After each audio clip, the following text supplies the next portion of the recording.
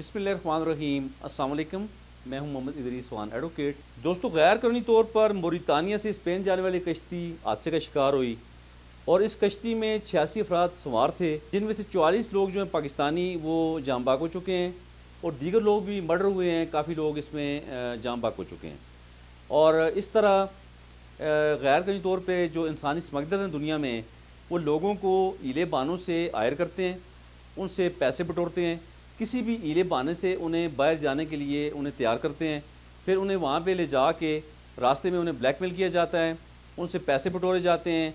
जो पैसे न दे उसे यानी कि उससे मर्डर कर दिया जाता है। और इस तरह इन लोगों के साथ यही हुआ कि इंसानी स्मगलर्स ने बहुत बुरी तरह इन लोगों को फंसाया और उन्हें मौत की घाट उतार दिया।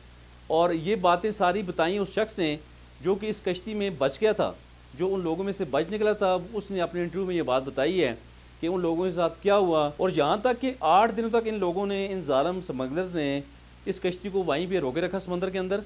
और ठंड की वजह से, इतनी ज़्यादा शदीद सर्दी की वजह से कुछ लोग तो सर्दी से बीमार हो गए और उन बीमार लोगों को इन लोगों ने समंदर में फेंका। इसके अलावा काफ़ी ज़्यादा लोगों को तशद्दुद किया, तशद्दुद के बाद मर्डर किया गया और इतने बड़े मुजालिम। और दोस्तों, मैं यहाँ ये कहना चाहूँगा अपनी आवाम से, उन लोगों से जो कि इन संगदिल लोगों के नरगे में आ जाते हैं, खुदा के बंदो, आप क्यों लालच में आ रहे हो?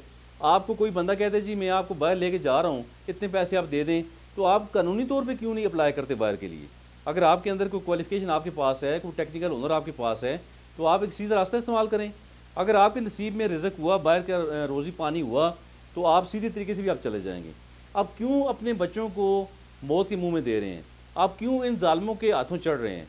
और दूसरी बात, हम स्टेट से ये पूछते हैं कि स्टेट के दायरे इस हवाले से अलर्ट होकर काम करें कि क्या इतने बड़े बड़े वाक़यात हो चुके हैं। इससे पहले भी कई वाक़यात ऐसे कश्तियों के हो चुके हैं। कई लोगों को इस तरह बॉर्डर से उस तरफ करके कई लोग जो है मर्डर हो चुके हैं, कई लोग अपनी ज़िंदगी की बाजियाँ हार चुके हैं।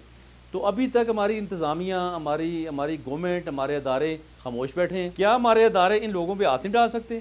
क्या हमारे अदारे इतने कमज़ोर हो चुके हैं? ये सवाल हम पूछते अपनी स्टेट से, अपनी स्टेट में काम करने वाले अदारों से। बहरहाल, खुदारा आप अपने बच्चों का ख्याल रखें, इस तरह के लोगों पे आप नज़र रखें और अपने अदारों का साथ दें।